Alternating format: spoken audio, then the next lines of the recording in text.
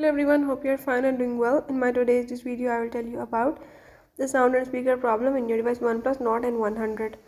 Before starting the video, if you are new to my channel, do subscribe and press the bell icon.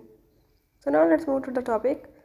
If in your device OnePlus Nord N100 you are having an issue related to the sound or the speaker of the device, you can solve this by the method as I am showing in this video. So follow the steps and watch complete video and learn how you can solve the sound and speaker problem in your device OnePlus Nord N100. Let's watch it.